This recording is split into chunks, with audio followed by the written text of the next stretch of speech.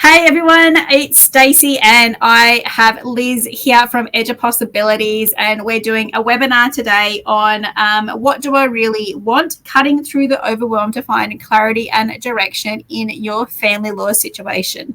So Liz's bio is there for you to have a read, but Liz, give us a quick introduction as to who you are. Thank you, Stacey. I'm really excited to be here. So I am a leadership coach, and I started leadership coaching after many years in education as a leader, where I just saw the frustration that people had in not having the skills to have the difficult conversations and understand what was needed to be able to take things forward.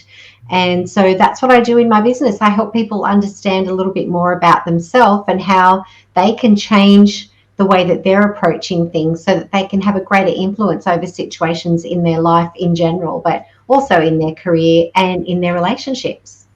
Awesome. So the whole reason I got Liz to agree to my webinar today, I've sucked her in, but it's because I know that going through a family law situation is much more than just the legal aspect. There's definitely an emotional side to it as well that we also need to delve into as lawyers. And whilst we're not professionals in that, that's when we get people like Liz to do quick webinars for us to give you a bit of insight or to help you a little bit in your situation. And then obviously you can also reach out to Liz for one-on-one work if what we have in the webinar is not quite enough and you're looking for a little bit more in depth. So this one is about cutting through that overwhelm to find clarity and direction in a separation and working out what do you really want. So Liz, what are your tips for people who are looking at maybe ending a relationship or have had a relationship end or looking at ending a relationship? What are your tips for working out what you really want and cutting out that clarity and overwhelm to find some direction?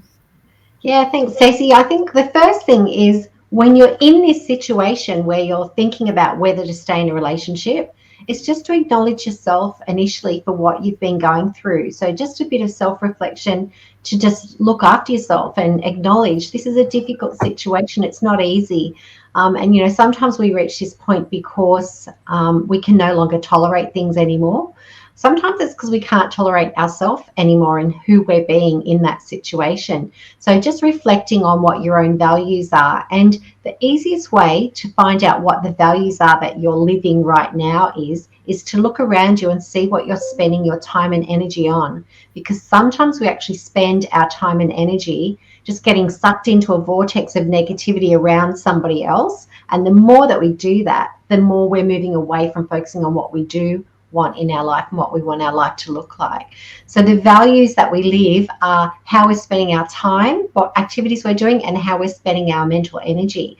So look at what you're doing now and then have a think about what is it you really want those things to look like. How would you like to be spending your time? What would you like to spend your emotional energy on? And so what activities and thoughts would you be having if you were living those values that you really want? The next one is your beliefs. Like what did you need to believe to stay in the relationship or get to the point that you're at? And sometimes we realize when we reflect on those beliefs that they're not very accurate beliefs. Sometimes those beliefs might be incredibly negative about the other person and not very accurate. And sometimes they can be really negative about ourselves or our situation as well. So, having a look at what beliefs we've had that have gotten us to where we are and how those beliefs need to shift to get us to where we want to be. So really focusing on those beliefs and those values is really significant. And then also, what are your expectations? What is it that you want your life to look like? When you think about when you first got into the relationship, what did it look like then, or what were your hopes and dreams for that relationship then? And are they still your hopes and dreams? And is it that just things have fallen apart in your direction of how you've worked together? Or is it that you actually weren't a match and that you have really different values to one another? So those values, beliefs, and expectations are the first three things to have a bit of a reflection on.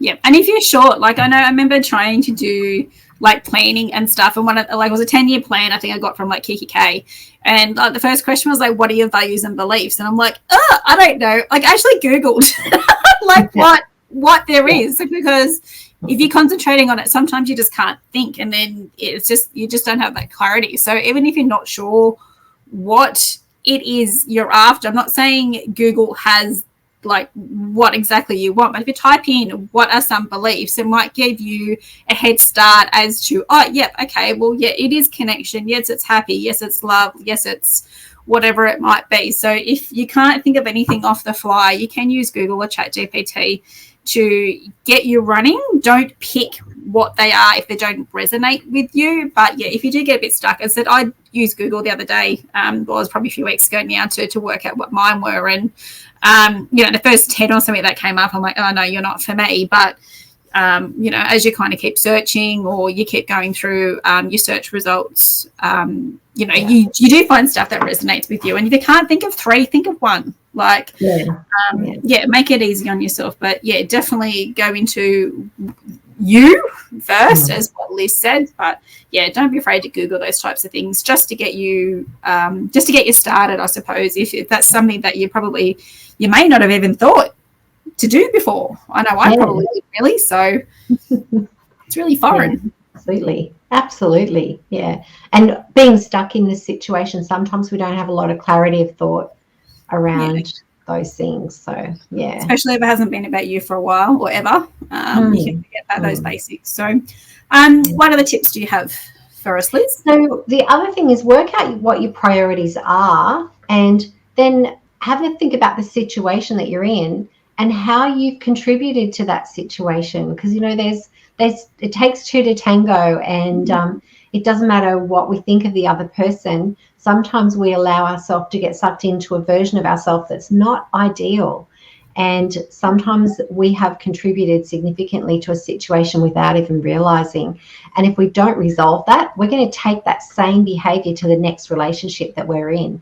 So even if the other person was in the wrong more than us in our eyes, if we're not doing a bit of self-reflection and realizing how we've contributed, then we will be the same version of ourselves in the next relationship and end up having the same situation. And, some of that might be around whether we've had healthy boundaries and set healthy boundaries for ourselves, or let the other person take over. It might be that we've been too dominating and not asked them enough in that situation or in that relationship. So really being aware of what we want it to look like and how we've been and how we've contributed to the situation, because we need to resolve that to work out whether we're going to stay or go, to work out the work that needs to happen and make it work either way. So and complacency, like if you've been together a long time, I did a post on this recently, like you get complacent, and it's not that you don't love the person. It could be the communication might drop as well. A lot of it's about communication and whether you're communicating effectively, but especially when you've been in a long-term relationship. I did a post on like you're either lovers or roommates. Like which one is it? Because sometimes you just go through the motions and it's the same shit different day, and it's not that you're not trying to try. It's just that I've got kids, I've got work, I've got school, I've got whatever it might be, and that can be where that communication breaks down as well. And people obviously change over time as well, but a lot of that can be the communication, and that's where you might be tempted to, I don't know, flirt with a colleague or a friend, or you might go to the pub and you look at someone. I'm not saying like it leads to cheating or whatever, but that's where the cracks tend to be, in that that you've got that communication breakdown, and that's you might start.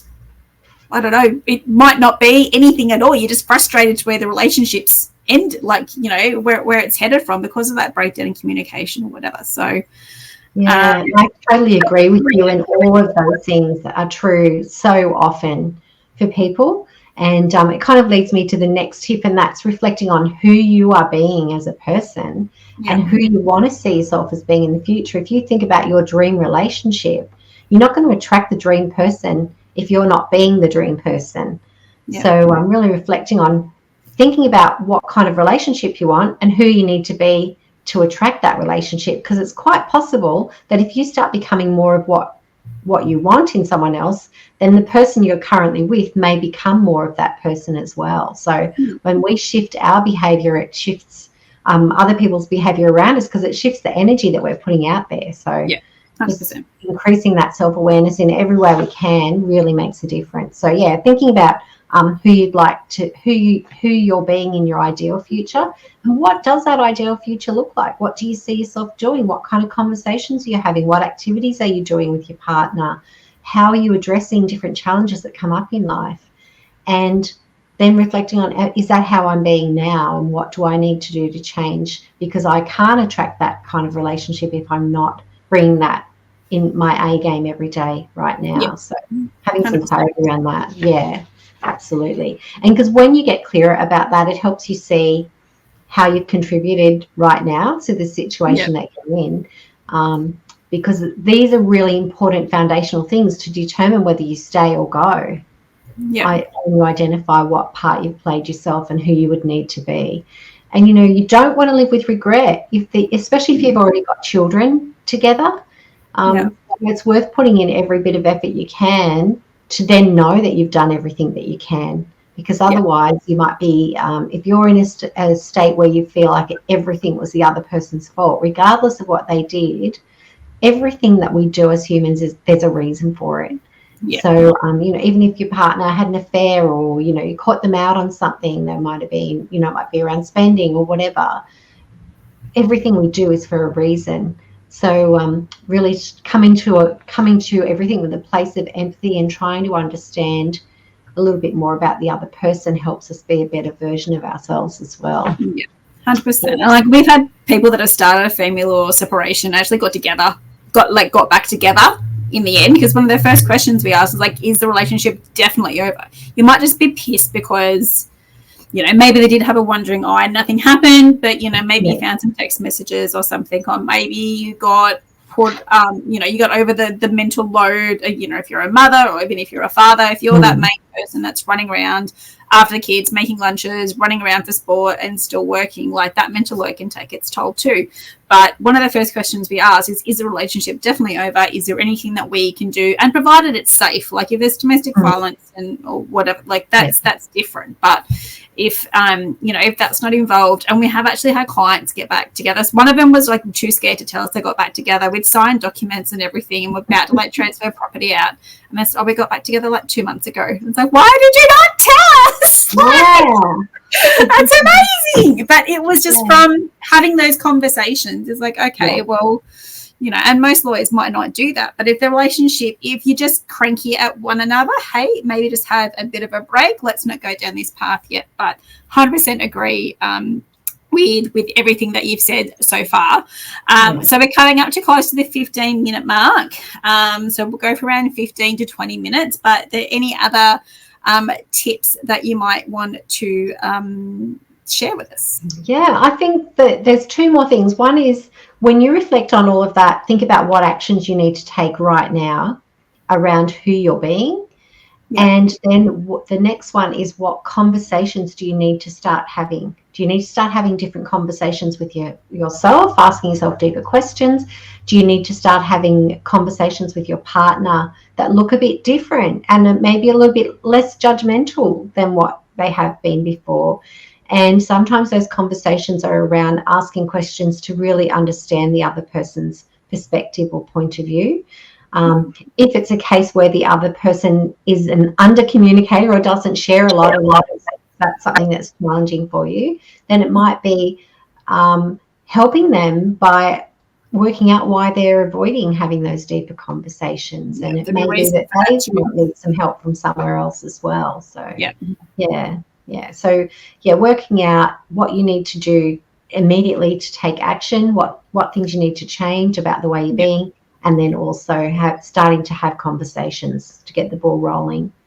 Yeah, and don't be shy of starting those conversations as well. I mean, there's going to be another webinar coming up about having those difficult conversations. So if you're finding that you might be embarrassed, scared, there will be another webinar and it's kind of having those difficult conversations. So but thank you very much for that, Liz. That was amazing. As I said, when you go through a family law separation, there is just so much more than just the legal aspect. It's really important that, as I said, one of the first questions we ask is are we definitely done? Can something happen? And I said, we have had clients get back together before. just from having those conversations, because we always take that collaborative approach. It's not, you don't go all in guns blazing. Take, as you said, just take 2 to tango. Sometimes it could be 3, who knows. But yeah, so that was amazing. So thank you, Liz. As I said, if you feel like there's a little bit more that you need to get out, you can have a one-on-one session with Liz, and her details will be available. But otherwise, thank you very much, Liz Murray from Edge of Possibilities, for joining me today. Thank you so much, Stacey. It was great to join you. Thank you so much. All right. Talk to you later. Bye. Bye.